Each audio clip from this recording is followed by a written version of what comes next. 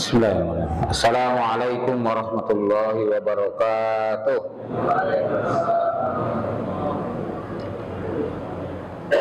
Innal hamdalillah nahmaduhu wa nasta'inuhu wa nastaghfiruh wa na'udzu billahi min shururi anfusina wa min sayyiati a'malina. May yahdihillahu fala mudilla lahu wa may yudlil fala hadiya lahu. Asyhadu an la ilaha illallah wahdahu la syarika lah wa asyhadu anna Muhammadan abduhu wa rasuluh. Wassalatu wassalamu ala Rasulillah wa ala alihi wa ashabihi wa mawala. A'udzu billahi minasyaitonir rajim. Ya ayyuhalladzina amanu taqullaha haqqa tuqatih wa la tamutunna illa wa antum muslimun. Amma ba'd. Inna ahsanal hadis kitabullah wa ahsanal hadi hadi Muhammad sallallahu alaihi wasallam wa syarrul umuri muhdatsatuha. Alhamdulillah para ikhwan jamaah salat maghrib Masjid Al-Hidayah yang dimuliakan Allah SWT. Alhamdulillah kita bisa berjumpa kembali dan kita sedang berada di bulan haram, ya. Bulan haram, Dzulqa'dah, Dzulhijjah dan Muharram. Ini urutan, artinya 3 bulan inilah 3 bulan haram dan merupakan bagian daripada sunnah Rasulullah SAW. Apabila masuk bulan haram, maka kita harus meningkatkan kualitas amal soleh kita, ya, kualitas kehidupan kita sehingga betul-betul bisa mendapatkan prestasi terbaik di bulan ini. Dan sebentar lagi kita akan memasuki bulan Dzulhijjah, maka jangan sampai kita menyia-nyiakan waktu di bulan Dzulhijjah, terutama di 10 hari di awal Dzulhijjah, yang mana Rasulullah bersabda, tidak ada hari-hari yang untuk dipakai amal soleh yang Allah lebih cintai daripada 10 hari di awal Dzulhijjah. Maka hendaklah ini diperhatikan. Nah, sehubungan dengan itu, maka kali ini kita akan coba lihat bagaimana kita napak tilas terhadap satu keluarga yang bersejarah, itulah keluarga Nabi Ibrahim alaihissalam, ya. Karena waktunya terbatas, maka tentu tidak bisa sekaligus disampaikan. Saya sampaikan saja secara global, khususnya pertama tentang Nabi Ibrahim dulu. Nah, inilah keistimewaan Nabi Ibrahim alaihissalam, ya, bahwa di dalam Al-Quran Nabi Ibrahim itu sebagai Khalilullah, sebagai kekasih Allah. Jadi karena berbagai keutamaan yang dimilikinya dan dia sukses, ya, menghadapi berbagai macam ujian, sehingga layaklah dia menjadi kekasih Allah, ya, disebut dengan Khalilullah. Kemudian Nabi Ibrahim juga digelari oleh Allah sebagai uswatun hasanah. Di dalam Al-Quran yang mendapatkan gelar uswatun hasanah tidak hanya Nabi Muhammad SAW dalam surat Al-Ahzab 21, tetapi juga dalam surat Mumtahanah ayat ke-4 dan ke-6 disebutkan Nabi Ibrahim pun mendapatkan nilai uswatun hasanah. Oleh karena itu, maka tidaklah salah apabila kita menjadikan beliau sebagai uswah hasanah, sebagai teladan yang terbaik, teladan utama, sebagaimana kita telah menjadikan uswatun hasanah kepada Rasulullah sallallahu alaihi wasallam. Dan Rasulullah SAW sendiri adalah menjadikan Nabi Ibrahim adalah sebagai pegangan milahnya. Makanya ada milah Ibrahim, milah abikum Ibrahim, ya, milah bapak kamu itu adalah Ibrahim. Jadi Rasulullah SAW berpijak di atas milah Nabi Ibrahim. Maka seperti hanya menerima tamu, kemudian haji, ya, kemudian khitan, berkurban, itu semua adalah milah Ibrahim yang kemudian dilanjutkan oleh Nabi Muhammad SAW. Kemudian Nabi Ibrahim juga mendapatkan sebutan sebagai Abul Anbiya, sebagai bapaknya para nabi. Karena dari 124.000 nabi itu yang seluruh dunia, yang paling besar adalah keturunan Nabi Ibrahim.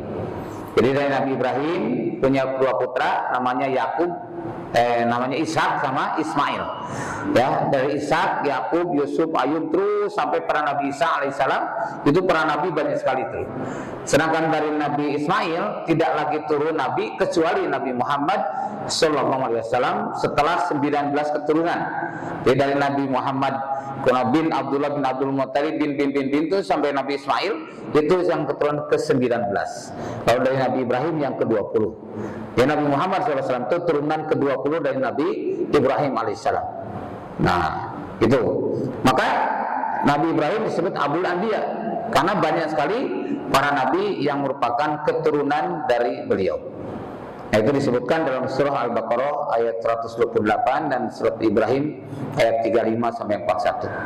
Kemudian Nabi Ibrahim juga masuk dalam ulul azmi. Seperti dalam surah Al-Ahzab ayat 7 tentang bahwa para nabi, disebutkan Nabi Ibrahim, Nabi Musa, Nabi Isa dan Nabi Muhammad sallallahu alaihi wasallam itu telah mengadakan perjanjian dengan Allah, yaitu perjanjian disebutnya Mitsaqon Ghalizo. Di dalam Al-Qur'an ada 3 kalimat atau 3 ayat yang disebut dengan Mitsaqon Ghalizo. Ya, pertama dalam surah An-Nisa ayat ke-121. Ayat ke-21 itu disebutkan Mitsaqon Ghalizo itu perjanjian pernikahan. Kemudian ada di surat An-Nisa ayat 154 perjanjian Bani Israel di bawah gunung Tursina. Dan kemudian di Al-Ahzab ayat 7 itulah perjanjian ulul azmi. Disebut Mitsaqon Ghalizo, perjanjian dahsyat. Maka perjanjian pernikahan itu adalah seimbang dengan perjanjian Bani Israel di bawah gunung Tursina dan sebanding dengan perjanjian para nabi dan Rasulullah. Karena itulah tidak boleh kita menganggap sederhana terhadap perjanjian pernikahan. Ya, jadi akad nikah itu ternyata luar biasa. Ya, oleh karena itulah Islam menganjurkan supaya mempermudah pernikahan, mempersulit perceraian. Ya, jadi kalau ada orang yang ingin cerai itu harus dipersulit, jangan sampai terjadi. Ya. Kemudian Nabi Ibrahim juga termasuk yang mendapatkan mukjizat tidak terbakarnya dengan api. Nah, dalam surah Al-Anbiya ya, ketika Allah firmankan kepada api, ya naru kuni bardan wa salaman ala Ibrahim. Wahai api, dinginlah dan selamatkan Ibrahim. Kalau saja Allah SWT hanya menyebutkan dingin kepada api, tapi tidak ada kalimat selamatkan Nabi Ibrahim, maka Nabi Ibrahim pun akan mati dalam kedinginan walaupun dibakar. Itu. Maka ada kalimat selamatkan Ibrahim. Nah, ini adalah mukjizat yang diberikan kepada Nabi Ibrahim oleh Allah Subhanahu wa taala. Lalu kemudian Nabi Ibrahim juga yang disebut dalam Al-Quran mendapatkan milah Ibrahim. Jadi milah itu ada milah Ibrahim, ada milah Rasulullah. Maka seperti kita saat menyimpan jenazah kan, Bismillahi ala millati Rasulillah. Ya, dengan nama Allah di atas milah Rasulullah SAW. Nah, ada juga di Al-Quran milah abikum Ibrahim. Itu disebutkan dalam surah Al-Baqarah 135, surat Ali Imran 95, surat 16, surat An-Nahl 123 dan surah Al-Hajj ayat 78. Milah abikum Ibrahim. Jadi Nabi Ibrahim yang diberikan oleh Allah SWT memberikan keteladanan bukan hanya Rasulullah SAW tapi juga Nabi Ibrahim alaihissalam. Jadi kedudukannya seperti itu, berbeda dengan nabi-nabi yang lain. Kemudian Nabi Ibrahim juga dalam hadis Bukhari orang pertama mendapat pakaian di hari kiamat nanti. Karena kemuliaan tadi diberikan pakaian oleh Allah SWT di hari kiamat. Itu yang pertama pun Nabi Ibrahim. Jadi ikhwan fillah rahimakumullah, dalam hal ini sungguh luar biasa, banyak sekali keutamaan-keutamaan Nabi Ibrahim ini. Yang saya tulis ini hanya sebagian saja, ya, hanya sebagian yang paling menonjol gitu. Di antaranya termasuk yang lainnya kan Nabi Ibrahim juga merupakan sosok yang difigurkan dalam dunia perjuangan, kemudian kesungguhannya dalam melakukan hijrah dan sebagainya. Nah, kita lihat dulu profilnya seperti apa Nabi Ibrahim. Nih, jadi masa hidup Nabi Ibrahim itu dari tahun 1997 sampai 1822 sebelum Masehi. Sebelum Masehi, berarti sebelum Nabi Isa lahir. Maka ketika ada orang-orang Kristen atau orang Yahudi atau juga paham liberal mengangkat istilah begini, dalam paham liberalisme, ya, termasuk Islam liberal maksud saya, termasuk paham sinkretisme telah yang meyakini bahwa semua agama benar dan mereka mencampur aduk berbagai agama, sehingga di Jawa Timur itu ada satu pesantren namanya pesantren lintas agama. Di situ ada berbagai agama campur. Ya, namanya pesantren, tapi di dalamnya ada orang Islam, ada orang Kristen, ada orang Hindu, ada orang Buddha, ada macam-macam. Ya, dan ini banyak sekali didoktrinkan kepada generasi muda paham sinkretisme ini. Udah, kamu jangan merasa benar sendiri, katanya gitu ya.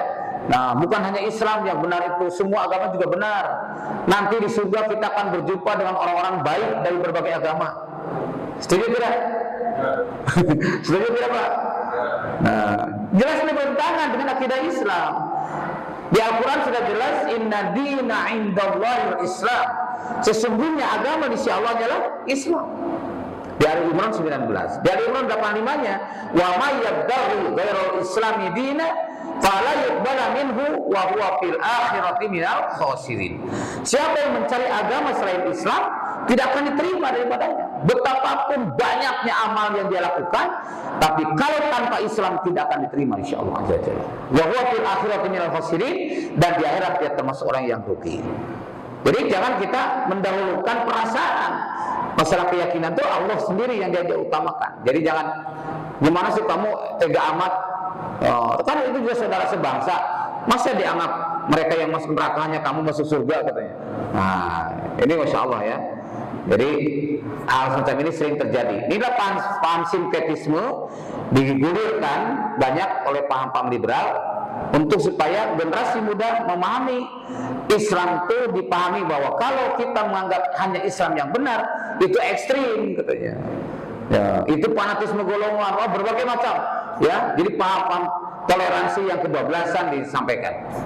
Nah, inilah yang terjadi. Nah, Nabi Ibrahim alaihissalam itu hidup pada tahun 997 sampai 1820 Masehi. Pada riwayat lain hidupnya sampai 2166 sebelum Masehi. Ya. Kemudian ada juga yang meriwayatkan 2295 sebelum Masehi. Itu berbagai versi riwayat. Tapi yang pasti kurang lebih 175 tahun beliau hidup. Jadi kalau Nabi Nuh 950 tahun hidupnya, ya, kalau Nabi Ibrahim 175 tahun. Nah, beliau lama berdakwah kurang lebih sekitar 120 tahun. Ya, berdakwah menyampaikan nilai-nilai tauhid kepada umat manusia saat itu. Di kiprah dakwahnya dilakukan secara sirriyah dan jahriyah. Sirriyah itu sembunyi-sembunyi dan jahriyah dengan terang-terangan. Nah, objek dakwahnya kaum Babilonia, Raja Namrud dan pengikutnya.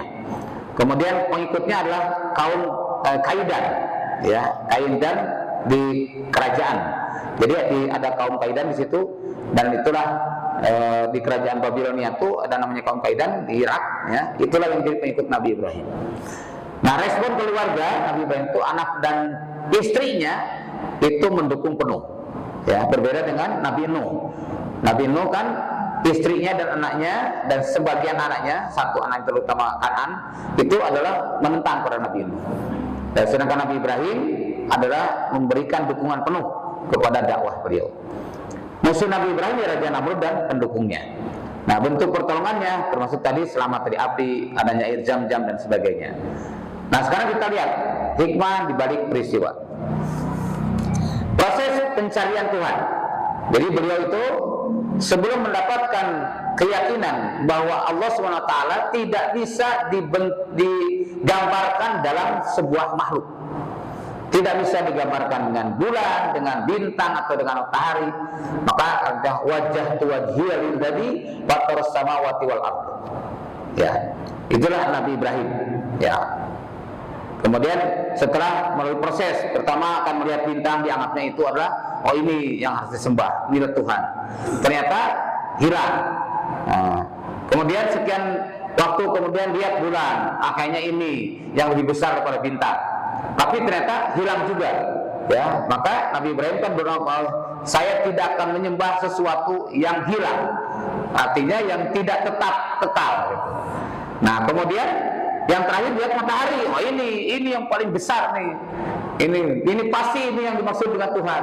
Ternyata matahari pun terbenam, maka akhirnya dia berkata bahwa wajah wajhiyal ladzi fataras samawati wal ardh.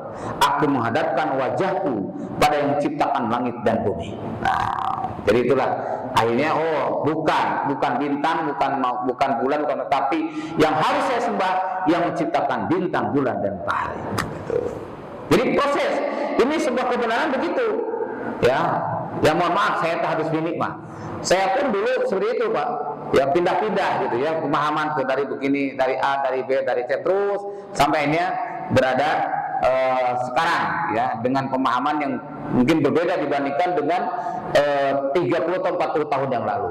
Gitu.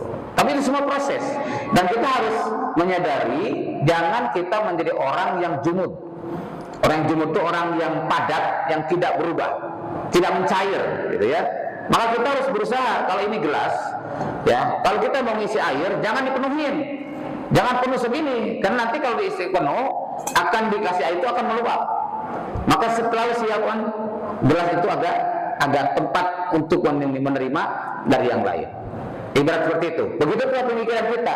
Jangan menjadi orang yang jumud atau orang yang muqallid, yang dia bertahan dengan pendapat terdahulu hanya karena dia mendapatkan itu yang merasa dia yang paling baik. Padahal banyak sekali hujah-hujah, banyak argumen-argumen yang dari yang lain yang lebih kuat. Nah inilah makanya kenapa dalam seperti contoh Imam Asy-Syafi'i rahimahullah ada qaul qadim, qaul jadid. Ya, itu karena menunjukkan bahwa beliau adalah orang yang dinamis. Ya, beliau sendiri merubah pendapatnya qaul qadim dengan qaul jadid. Ya, pendapat terdahulu diganti dengan pendapat yang baru. Maka kita pun jangan menjadi orang jumud. Maka kita harus membuka diri untuk mendengar, ya, memperhatikan gimana. Nah, kalau misalkan Rasulullah SAW disebutkan bahwa tidak akan kecewa orang yang musyawarah, tidak akan menyesal orang yang istikharah. Jadi musyawarah dan istikharah ini hendaknya menjadi pakaian hidup kita. Rasulullah SAW sendiri sebagai Rasul yang dibimbing oleh Allah SWT, tapi ketika akan mengambil putusan, walau hanya mengambil jalan yang akan ditempuh untuk perjalanan, beliau tidak meninggalkan istikharah. Jadi beliau sholat 2 rakaat. Beliau mohon kepada Allah, Allahumma inni astakhiruka bi ilmika wa astaqdiruka bi qudratika dan seterusnya. Baru minta kepada Allah, ya Allah tunjukkan jalan mana yang harus saya tempuh. Nih. Jadi ini seorang rasul. Nah kita bukan rasul, bukan sahabat, bukan siapapun, ya. Masa kita mau merasa lebih baik gitu. Dengan itu langsung aja mengambil keputusan terus dengan pikiran menurut saya begini. Tanpa musyawarah di sihoro, ini yang menjadi bahaya. Maka kita jangan sekali-kali ya menuhankan logika kita. Jangan sampai terjadi. Nah, Nabi Ibrahim proses pencarian kebenaran seperti itu. Kemudian menghadapi penguasa yang mengaku dirinya sebagai Tuhan. Ya, karena Raja Namrud berkatakan, aku ini adalah Tuhanmu yang paling tinggi. Inni rabbukumul a'la. Begitu pula Fir'aun sama mengaku dirinya sebagai Tuhan. Akhirnya terjadi perdebatan dengan Nabi Ibrahim dan Namrud kalah. Ya, maka kemudian puncaknya Nabi Ibrahim dibakar dan Allah selamatkan. Kemudian Nabi Ibrahim itu cerdas dan berani berdebat dengan penguasa atau dengan tokoh. Ini artinya motivasi kita untuk menyiapkan ilmu dan wawasan. Karena untuk mempertahankan sebuah kebenaran memang diperlukan kecerdasan, diperlukan penguasaan ilmu dan berbagai hal lainnya. Ya, jadi tidak bisa kita hanya memahami satu bagian lalu kemudian dia pertahankan, padahal dia itu hanya merupakan bagian kecil dari sekian banyak bagian. Maka saya sering sampaikan, jangan seperti orang buta pegang gajah. Ya, orang buta pegang gajah itu yang pegang belalainya dia bilang, oh gajah itu seperti ular besar. Yang pegang telinganya, oh enggak, gajah itu seperti kipas gitu ya. Yang pegang gadingnya, gajah itu seperti senjata tajam. Yang pegang kakinya, oh kayak pohon besar gajah itu. Yang pegang ekornya, oh gajah itu kayak cemeti.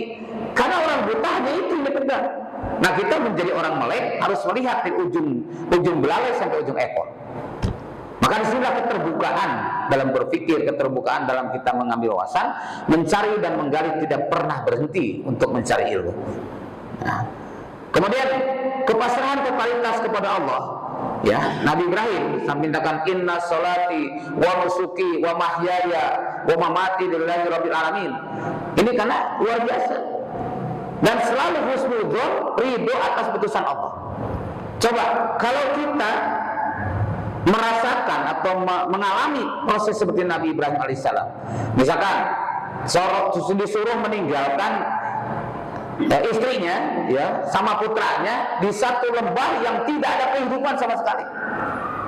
Hajar dan Ismail ditinggalkan di lembah Mekah yang tidak ada satu kehidupan sama sekali, nggak ada manusia satupun. Kira-kira kalau itu perintahkan kepada kita sanggup atau tidak? Ini kan luar biasa. Nabi Ibrahim itu keyakinannya begitu utuh kepada Allah. Ketika simpan, sudah tinggal. Makanya ketika Hajar bertanya, ya Ibrahim, kenapa kau tinggalkan kami? Ibrahim terus jalan meninggalkan. Ya Ibrahim, kenapa kau tinggalkan kami? Berkali-kali bertanya, tidak dijawab oleh Ibrahim. Tapi ketika Siti Hajar berkata, ya Ibrahim, apa ini perintah Allah? Nah, bahasanya gitu. Ibrahim benar, ini perintah Allah. Begitu ungkapan disampaikan, maka naik Siti Hajar pun naik imannya, dan yakin Allah tidak akan pernah membiarkan hambanya. Oh, masya Allah. Maka betul, tidak lama setelah itu lewatlah kafilah suku Jurhum, ya, yang melihat kok ada putaran air.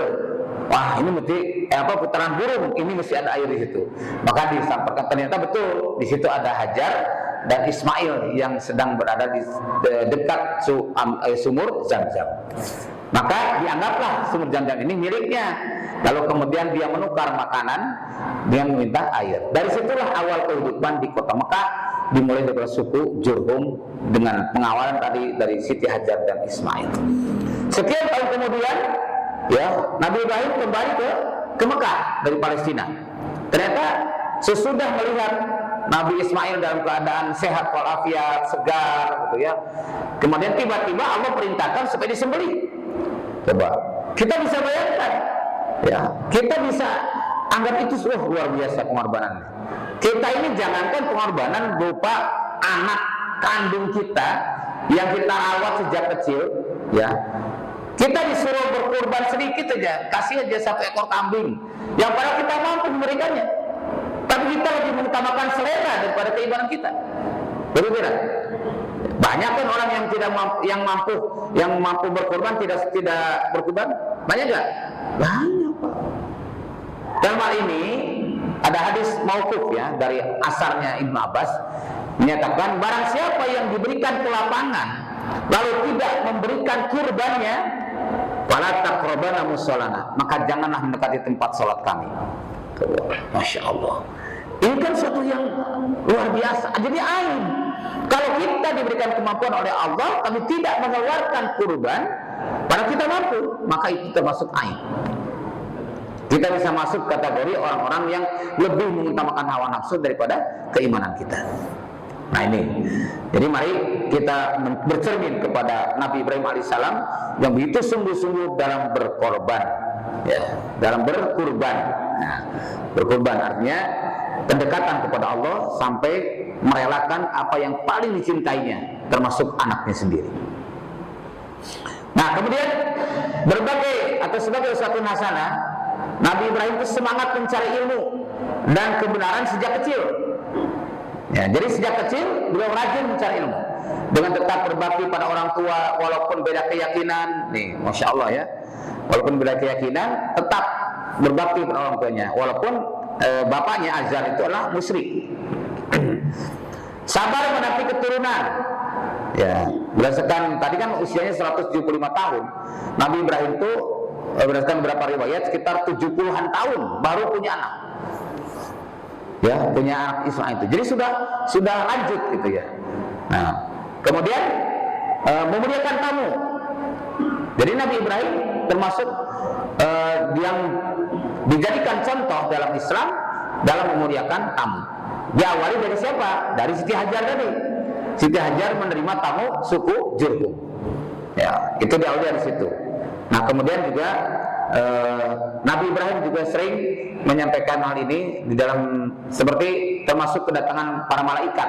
Karena saking perhatiannya kepada tamu, satu saat tidak ada tamu, dia merasakan sedih. Maka Allah turunkan, perintahkan malaikat untuk bertamu kepada Nabi Ibrahim. Lalu Nabi Ibrahim sampai siap-siap makanan ya dan sebagainya sudah dimasak, tapi ternyata tidak dimakan. Loh, kenapa kamu tidak dimakan?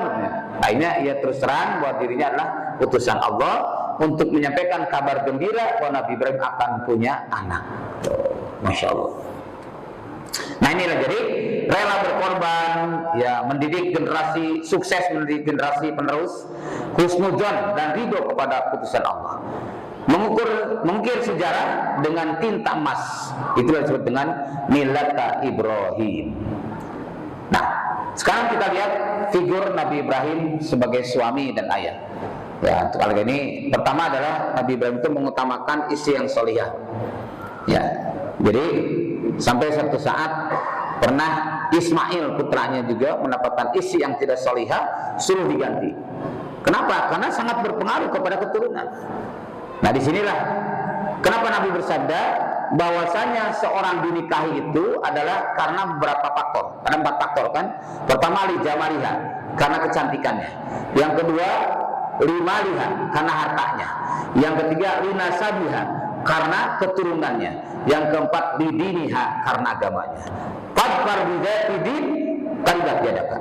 Maka pilihlah oleh kamu yang paling bagus agamanya, ya, maka niscaya kamu akan selamat. Ini pesan Rasulullah SAW kepada kita semua. Dan Nabi Ibrahim, ya, yang sebelum lahir, sebelum Rasulullah SAW kan ribuan tahun sebelum Rasul, sudah melakukan hal itu. Memilih istri itu adalah yang solihah. Jadi kita pun, aduh gimana, saya kan sudah kadung, sudah tua begini, istri saya tidak solihah. Nah berarti PR buat bapak ya, menjadikan istri yang solihah. Karena istri solihah itu luar biasa pengaruhnya. Setiap doanya, lantunan doanya dikabulkan Allah, maka akan melapangkan rezeki daripada suaminya dan sebagainya. Ya, jadi banyak sekali hal itu. Jadi kalau pilih istri, termasuk kita mengarahkan anak-anak kita supaya mengambil istri yang solihah. Nggak apa-apa, cantik juga boleh, kaya juga boleh, ya. Yang penting solihah. Gitu. Setuju nggak Pak? Ya, yang penting solihahnya dulu kan. Boleh, kaya juga boleh, cantik juga boleh. Ya Ustaz Febri, boleh kan? Cantik boleh nggak? Boleh. Tapi yang penting solihah. Gitu. Nah kemudian Nabi Ibrahim itu sangat peduli kepada generasi penerus yang solih. Nih, jadi perhatian betul. Maka Rabbi habli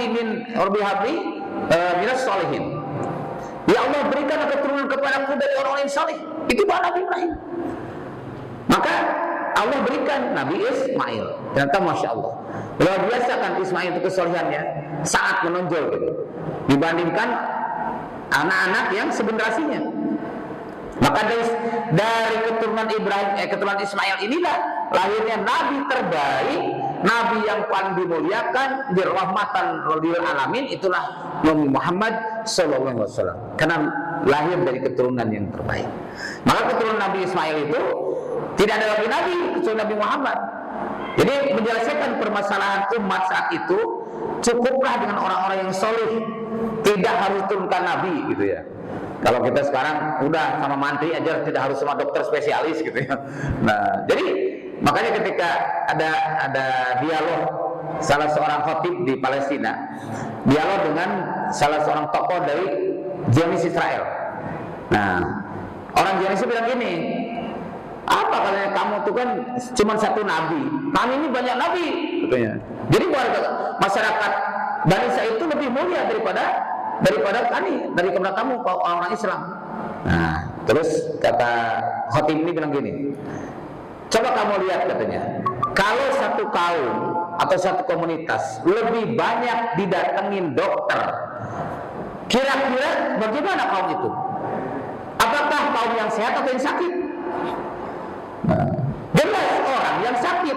Nah begitu pula Bani Israel, karena banyaknya yang sakit, banyak yang melakukan penentangan dan pelanggaran, maka Allah turunkan lagi nabi dan nabi terus. Sementara dari Nabi Ismail tidak ada lagi nabi kecuali Nabi Muhammad SAW. Nah, ini sebuah pelajaran yang sangat berharga buat kita. Ya. Jadi Nabi Ibrahim sangat peduli pada generasi penerus yang soleh, maka mencarikan benihnya pun itu dari istri yang solihah. Kemudian Nabi Ibrahim diteladan bagi anak-anak dan keluarganya. Ya, jadi beliau tidak hanya untuk dirinya, tapi juga untuk anak dan keluarganya memberikan keteladanan yang luar biasa. Ya, sikapnya santun pada keluarga, ya, tindakan-tindakannya memberikan contoh yang sangat luar biasa. Nah, itulah sosok Nabi Ibrahim yang kemudian disebutkan Allah tentang milah Ibrahim. Nah, kemudian memilih lingkungan yang baik untuk perkembangan mentalitas anak. Di dalam surat Ibrahim ayat 37 demikian, bahwa Nabi Ibrahim itu melihat seperti halnya dibawanya ke Mekah, agar apa? Agar selamat. Ya, memang itu perintah Allah, tapi hikmah di balik itu bahwa memang di Mekah ada aman daripada pengaruh yang lain. Maka disimpan di situ. Dan ternyata datang sekujur utus, kami membuatlah sebuah komunitas, jadilah negeri yang dimuliakan Allah, menjadi haramain kan, Mekah dan Madinah. Itu semua adalah berkat dari kecerdasan dan kesungguhan Nabi Ibrahim dalam mencari lingkungan untuk anak dan istrinya. Oh, Masya Allah. Nah, kemudian beliau juga sering mengajak musyawarah kepada anak. Contohnya ketika Nabi Ibrahim akan mendirikan Ka'bah, akan renovasi Ka'bah. Ya, beliau berbincang-bincang dengan Nabi Ismail. Kemudian ketika akan melakukan penyembelihan juga musyawarah dulu. Lihat dalam surat As-Saffat panjang sekali ketika ditanya, wahai Nabi Ismail, wahai Ismail, sesungguhnya aku mimpi menyembelihmu. Lalu kemudian beliau menyatakan, "Maja taruh, bagaimana pendapatmu?" Kata Nabi Ismail, "Laksanakanlah ayahku. Dan engkau akan menemukan aku sebagai orang-orang yang sabar." Masya Allah. Ini terjadi musyawarah, tidak ujung-ujung. Tidak misalkan, kalau diperintah Allah, udah langsung digusur Nabi Ismail, ayo sembelih, tidak begitu. Musyawarah dulu. Walaupun itu perintah dari Allah SWT. Jadi ini menunjukkan sikap bijak, sikap arif yang dimiliki oleh seorang orang tua kepada anaknya. Jadi jangan mentang-mentang seorang ayah jadi arogan, ya, merasa paling berkuasa di rumah, akhirnya memberikan atau melakukan tindakan sesuatu yang tidak pernah musyawarah, tidak apa, tiba-tiba dilakukan. Ya. Tidak sedikit yang seperti itu di rumah. Misal, contoh, tiba-tiba rumah direnovasi, nggak pernah bicara dulu sama istri, sama anak, renovasi aja. Istri kan kaget, loh, ini kenapa? Ada apa? Nah, kaget. Nah, itu contoh hal yang gampang kita pahami, ya. Jadi Nabi Ibrahim mengajak musyawarah kepada anak, kemudian mencintai anak karena Allah. Jadi bukan tidak cinta pada Nabi Ismail, saat ada perintah untuk menyembelih, cintanya tetap utuh kepada Nabi Ismail itu. Tapi ada yang lebih dicintainya, yaitu Allah Subhanahu wa Ta'ala. Maka Allah harus diprioritaskan. Maka saya sudah sampaikan dulu tentang bedanya bedanya cinta orang yang beriman dengan cintanya orang yang fasik, disebutkan dalam surah At-Taubah ayat ke-24. Jadi kalau orang yang beriman itu cintanya prioritas 3, Allah, Rasul, dan jihad fisabilillah. Sedangkan orang yang fasik, ya, itu cintanya 8. Ya, cintanya 8 yang melebihi daripada 3 tadi. Cinta kepada bapak, kul in kana abaukum, bapak, wa abnaukum, anak, wa ikhwanukum, saudara. Kemudian wa azwajukum, istri, wa asyiratukum, kemudian kerabat. Wa amalin taraktumuha, harta yang berlimpah ruah, wa tijaratun tahsawna kasadaha, perniagaan atau pekerjaan yang ditakutkan ruginya. Wa masakin tardawnaha, dan tempat tinggal yang dicintai. 8 ini kalau dia lebih dicintai daripada Allah, Rasul, dan jihad, maka dia statusnya sebagai orang-orang yang fasik. Wallahu la yahdil qaumal fasikin. Allah tidak memberikan petunjuk pada kaum yang fasik. Nah, ini jadi pelajaran buat kita. Nabi Ibrahim selalu mengutamakan Allah dalam semua aspek kehidupan, termasuk dalam hal urusan cinta. Jadi bukan tidak cinta kepada Hajar, bukan tidak cinta kepada Ismail. Ketika Allah menyuruh simpan di Mekah, ya sudah, berangkat. Jalan sekian lamanya, ya, lebih dari 1000 kilo dari Palestina ke Mekah itu. Saya aja waktu dari Yaman itu maaf, bukan di Yaman, waktu Yordan ya, saya ke Mekah itu tanya kepada sopir Said ya, Said, berapa jauh dari Madinah sampai ke Mekah ya. Dia bilang ya kurang lebih sekitar 1400 km. Masya Allah, saya kaget juga, 1400 km. Dulu para sahabat berjalan kaki di tahun 8 Hijriah untuk perang di Mekah, itu sebagian besar para sahabat berjalan kaki ya, sebagian lagi berkuda, dan di antara mereka ada yang satu kuda dengan 3 orang bergantian ya, seperti itu Pak. Masya Allah, ini yang bukan gentarnya kaum Romawi yang 200.000, gentarnya melihat kesembuhan kaum muslimin dari Madinah sampai ke Mekah. Nah demikian pun Nabi Ibrahim, perjalanan dari Palestina ke Mekah itu bukan hanya sekali, berkali-kali ya. Masya Allah, ini luar biasa. Nah maka kesemuanya ini, kenapa semua ini dilakukan? Karena semua cintanya karena Allah, cinta kepada anak karena Allah, cinta kepada istri karena Allah, sehingga tidak mengikuti kehendak nafsunya, tapi dibimbing dengan imannya. Nah, kemudian Nabi Ibrahim juga melibatkan anak beramal soleh, seperti tadi dalam membangun atau merenovasi Ka'bah, itu kan bersama Ismail. Dan maka ada hijri Ismail dan makam Ibrahim kan di Mekah. Itulah membuktikan bahwa antara ayah dan anak selalu bekerja sama, selalu musyawarah, dan terjadi hubungan yang harmonis. Nah, kemudian Nabi Ibrahim juga berharap dan mempersiapkan keturunannya menjadi imam. Ya, jadi Nabi Ibrahim berharap dalam surat Al-Baqarah 124, berharap kepada Allah agar dijadikan imam dari generasiku. Tapi Allah menjawab, la yanalu ahdi zalimin. Allah tidak mengenai hal itu pada orang yang zalim. Jadi walaupun keturunan Nabi Ibrahim ya, tapi kalau dia orang yang zalim, maka tidak layak untuk menjadi imam atau menjadi pemimpin. Wallahu a'lam.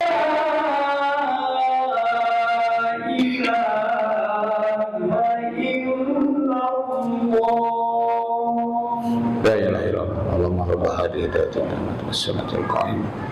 Atimul Baik para ikhwan, Allah muliakan, demikian sejarah Nabi Ibrahim yang ini baru sejarah Nabi Ibrahim. Sebenarnya ada Siti Hajar, ada Ismail. Insyaallah menurut pada pertemuan yang berikutnya akan kita sampaikan. Dan saya ingin sampaikan juga bahwa pentingnya sejarah ini, sehingga Al-Quran menyebutkan faja'alnaha nakala lima baina yadaiha wa ma khalfaha wa mau'izatal lil muttaqin. Maka kami jadikan sejarah itu menjadi pelajaran bagi orang-orang yang pada saat itu dan mereka yang datang kemudian, juga menjadi nasihat bagi orang-orang yang bertakwa. Maka dalam kalimat ibratul lidul albab, pelajaran bagi orang yang menggunakan akalnya. Fa'tabiru ya ulil absar, jadikanlah pelajaran bagi orang yang punya pandangan. Dan jangan lupa hari ini kita juga harus belajar dari sejarah. Pertama terkait dengan El Nino ya, yang BMKG sudah mengumumkan bahwa diperkirakan akan terjadi El Nino di Indonesia itu pada bulan April sampai Oktober. Ya, mungkin kita belum merasakan sekarang. Kalau alam bisawab, apakah akan terjadi? Karena itu merupakan prediksi. El Nino itu adalah pemanasan global. Aslinya El Nino itu adalah anak Kristus loh. Dari bahasa Spanyol, karena awal terjadinya itu adalah di Spanyol di masa musim Natal. Maka kemudian terjadi pemanasan global tadi, disebutlah El Nino. Jadi ada El Nino, ada La Nino. Kalau La Nino anak perempuan, kalau El Nino adalah anak laki-laki. Jadi juga anak Kristus ya. Dan kemudian terjadi saat itu di Meksiko, di Amerika dan sebagainya. Dan itu kemudian diperkirakan karena di Samudra Pasifik terjadinya akan terjadi pada tahunnya di Indonesia. Maka kita pun tetap antisipasi, seperti halnya Nabi Yusuf pernah mengalami kekeringan selama 7 tahun. Tapi sebelum itu antisipasi agar selama 7 tahun itu tidak mengalami kesulitan. Ya, nah kita pun belajar dari situ. Baik, demikian Pak Iwan, mungkin ada yang ditanyakan, silakan. Ya, silakan Pak. Waalaikumsalam warahmatullahi wabarakatuh. Pak Ustaz, sebetulnya di dalam Terima kasih Pak Ustaz. Sebetulnya dalam Al-Quran itu ada juga disebutkan tentang kisah dia mengenai bapaknya Pak Ustaz, Nabi Ibrahim dengan bapaknya. Dan namanya Azar ya Pak ya. Dia berdoa itu kan kepada Allah supaya diampuni agar dosa-dosa karena dia ini syirik. Bagaimana hasil akhirnya Pak Ustaz? Apakah itu terkabul atau tidak doanya Pak Ustaz? Hasil akhirnya Pak, itu dijelaskan di surat At-Taubah ayat 113. At-Taubah 113. Oke. Jadi Allah SWT dari ayat 112-nya kan, maka nabi waladina amanu ayyastaghfiru lil musyrikin walau kanu uli qurba min ba'di ma tabayyana lahum annahum ashabul jahim. Wa maka istighfar Ibrahim li abihi, dan tidaklah juga Nabi Ibrahim beristighfar untuk bapaknya illa amau ibatin wa adaha iya, kecuali karena janji yang telah disampaikan. Maka ia melakukan hal itu tapi hanya sekali-kalinya. Falamma tabayyana annahu aduwwu lillah tabarra'a minhu. Setelah jelas bahwa Azar bapaknya itu adalah musuh Allah, maka Nabi Ibrahim berlepas diri. Jadi begitu, sekali disampaikan. Akhirnya Nabi Ibrahim hanya sekali-kalinya mendoakan bapaknya, tapi karena sudah jelas itu musuh Allah, tidak lagi. Jadi sekali itu hanya sebagai menunaikan janji saja. Sesudah itu tidak pernah lagi mendoakan. Demikian. Ada satu lagi Pak Ustaz. Ya. Nabi Ibrahim itu diberi gelar tuh Inna Ibrahim la awahun halim. Ya. Kenapa disebutkan seperti itu Pak Ustaz? Ya karena tadi sekian banyak keutamaan Nabi Ibrahim itu memang luar biasa gitu ya. Maka dibandingkan dengan ulul azmi yang lain selain Nabi Muhammad SAW yang paling menonjol. Ya, sikapnya, kesabarannya, ketawaduannya, kemudian kesungguhannya dalam memenuhi panggilan Allah, maka dikenal awahun halim. Demikian. Oke. Ada satu lagi Pak Ustaz. Gimana? Sebetulnya kan Nabi Ibrahim juga pernah berdoa Pak ya. Ya. Rabbi habli hukmau wa alhiqni minasobi. Itu kira-kira masih ini masih cukup ini enggak pemakaian untuk di dalam kehidupan sehari kita Pak? Doanya Nabi doanya Ibrahim boleh. Rabbi habli wa ilhaqni minasolihin gitu ya. Jadi semua doa yang ada di Al-Quran itu boleh dipakai. Doa siapapun. Doa Nabi, kita sering baca doa Nabi kan? Doa Nabi Adam, Rabbana dzalamna anfusana wa illam taghfir lana wa tarhamna lanakunanna minal khasirin. Doa Nabi Adam, ya kan? Rabbi shrah sadri wa yassir li amri. Doa Nabi Musa. Termasuk tadi juga Rabbi habli minas sholihin. Kalau Nabi Ibrahim boleh. Ya. Semua doa di Al-Quran boleh dipakai. Ya. Ada lagi? Ya Ustaz. Ya, silakan. Ya. Saya mau tanya itu tadi surat Al-An'am tadi itu. Kan saat Nabi Ibrahim, kan kalau di buku-buku banyak ngomong bahwa Nabi Ibrahim sedang mencari Tuhannya kan gitu. Padahal kan dari 70 berapa itu sampai 75 sampai itu. Nanti di ayat ke-80 ke atas itu kan disebutin itu cara hujahnya Allah. Jadi memang disuruh sama Allah begitu mencari Tuhan. Ini ada bintang, ada matahari, ada bulan. Itu hujah kata dia. Jadi bukan sedang mencari Tuhan. Ya udah muslim, udah ngerti Tuhannya Allah gitu. Tapi ada di buku-buku lain itu seolah-olah Nabi Ibrahim sedang mencari Tuhan. Ya menurut saya sih nggak pas lah gitu. Menurut saya gimana? Ya, jadi maksudnya gini. Memang kan semua manusia yang lahir kullu mauludin yuladu alal fitrah. Dan fitrah sudah Islam sejak lahir sebenarnya. Tapi Nabi itu minta mencari siapa yang patut disembah. Gitu. Jadi siapa yang patut disembah? Maka dia berkata, oh, kayaknya ini perkiraan itu adalah bintang. Tapi ternyata bintang lenyap. Maka Nabi Ibrahim berkata, wah, saya tidak akan menyembah yang lenyap, kan gitu. Kemudian muncul bulan, hanya bulan ini. Ternyata bulan pun hilang. Saya pun tidak akan menyembah yang hilang. Lalu kemudian begitu dia melihat matahari, kayak ini adalah paling besar. Nah, ternyata matahari pun terbenam. Maka Nabi Ibrahim berkata, saya tidak akan menyembah sesuatu ini wajah yang dibatar sama itu. Jadi maka inna sholati wa nusuki wa mahyaya wa mamati lillahi rabbil alamin itu karena itu. Di proses tadi, melakukan aplikasi penyembahannya seperti apa? Betul, semua yang lahir itu adalah muslim. Jangankan anak pendeta pun muslim. Kalau baru lahir, sesuai dengan ayat dengan hadis kan, kullu mauludin yuladu alal fitrah. Fa'abawahu yuhawwidanihi ayu nasrani ayu majisanihi. Setiap yang bilang begitu dalam kaum muslim semua. Kemudian orang tuanya yang menjadikan dia Yahudi, Nasrani dan Majusi. Begitu pun Nabi Ibrahim alaihissalam.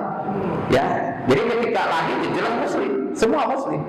Maka ketika orang-orang Yahudi menganggap bahwa itu Nabi Ibrahim itulah agama mereka, dibantah oleh Allah di surat Al-Imran ayat 67. Wa Nabi itu wala Nasraniya, wala Yahudiyan, wala Nasraniyan, walakin muslim hanifah. Nabi Ibrahim itu bukan Yahudi, bukan Nasrani, tapi muslim yang taat, muslim yang lurus. Gitu Pak. Jadi maksud saya menggunakan istilah ini tadi mencari Tuhan secara umum kan orang bilang seperti itu. Bukan berarti mencari Tuhan bahwa Nabi SAW terkenal Tuhan, tidak. Orang di dalam rahim juga dalam di alam arwahnya sudah Allah subhanahu wa syahidna.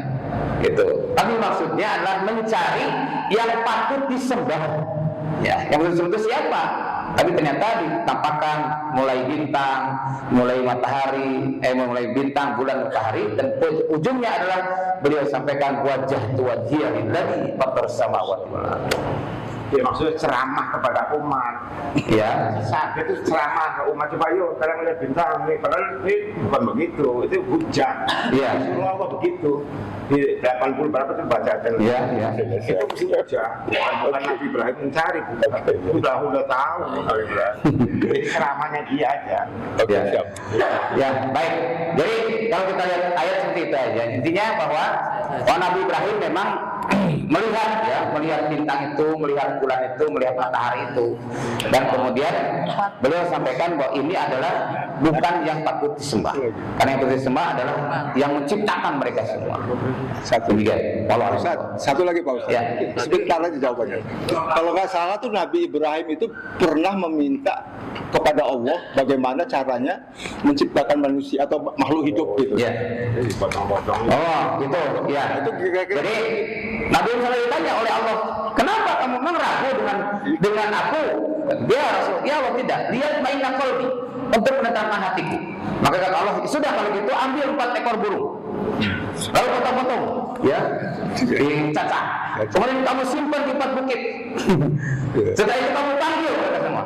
Maka burung jantan itu datang kembali dalam keadaan utuh. Iya. Begitu Pak. Itu sama hanya dengan ketika Nabi Uzair. Ya, ketika Nabi Uzair melewati satu kaum, lihat ada satu kaum porak-poranda. Lalu kemudian Uzair berkata, waduh, ini kok sudah seperti ini? Apa mungkin bisa dibenahi kembali? Lalu Allah tidurkan Uzair selama 100 tahun. Setelah itu Allah utus malaikat supaya membangunkan Nabi Uzair setelah 100 tahun. Ditanya, kamu labista? Uzair menjawab, labistu yauman aw ba'da yaum. Aku tidur sehari atau setengah hari. Maka disebutkan kamu itu sudah tidur 100 tahun.